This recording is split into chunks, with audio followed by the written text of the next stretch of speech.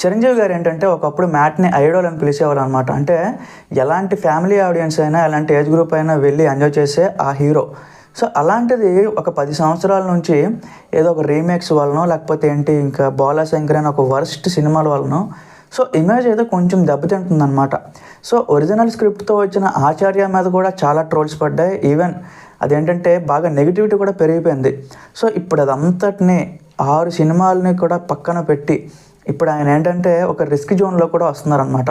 So ఎందుకు చెప్తున్నాను అంటే అనిల్ రావిపూడి గారితో చేసే సినిమా ఒక హీరోయిన్ గానీ, ఒక లవ్ ట్రాక్ గానీ ఏమీ ఉండదు. సో ఇది కంప్లీట్‌గా చిరంజీవి గారి ఏజ్‌కి తగ్గట్టు ఉండే స్టోరీ అనమాట. సో అనిల్ రావిపూడి గారు మెయిన్ వింటేజ్ మెగాస్టార్, అంటే గ్యాంగ్ లీడరు, అలాగే ఘరానా మొగుడు.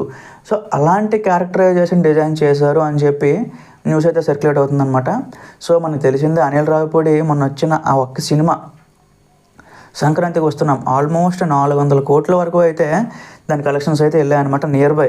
సో ఒక చిన్న మీడియం బడ్జెట్ సినిమా అసలు ఎలాంటి ఎక్స్పెక్టేషన్స్ లేని అలాంటి సినిమాతోనే అంత పెద్ద కలెక్షన్స్ తెచ్చాడు అంటే చిరంజీవి గారిని పెట్టుకొని ఇంకెలాంటి సినిమా తీస్తాడు అని చెప్పి చాలామంది అయితే ఎగరగా వెయిట్ చేస్తున్నారనమాట. సో చిరంజీవి గారు కూడా ఈ సినిమా మీద చాలా ఎక్కువగా ఇంట్రెస్టింగ్గా ఉన్నారు. ఈవెన్ విశ్వంబర టీజర్ వచ్చినా సరే చాలా మందిలో హైప్ అయితే క్రియేట్ అవ్వలేదు గైస్, అది ఫ్యాక్ట్. బట్ ఏంటంటే అనిల్ రావిపూడి సినిమా ఇంకా అనౌన్స్మెంట్ వీడియో కానీ ఏమీ రాలేదు. బట్ ఏంటంటే స్టిల్ అందరూ కూడా హ్యాపీగానే ఉన్నారనమాట. సో విశ్వంబర కన్నా అనిల్ రావిపూడి సినిమా మీద ఎక్కువగా ఇంట్రెస్టింగ్గా చూపిస్తున్నారు అంటే అది డైరెక్టర్ యొక్క క్రెడిట్ అని కూడా చెప్పాలి. సో మరి అలాంటి మంచి హ్యూమర్ ఉన్న డైరెక్టర్, సో కొంతమంది క్రింజ్ అని చెప్పినా సరే ఆయన ఏంటంటే బాక్స్ ఆఫీస్ దగ్గర ఒక కలెక్షన్ విధ్వంసం సృష్టించాడు. అలాంటి డైరెక్టర్ చేతిలో ఇలాంటి ఒక మాస్ ఇమేజ్ ఉన్న, ఒక కామెడీ ఇమేజ్ ఉన్న హీరో పడితే ఇంకెలాంటి స్క్రిప్ట్, ఎలాంటి సినిమా వస్తుందని చెప్పి ఫ్యాన్స్ కూడా వెయిట్ చేస్తున్నారనమాట.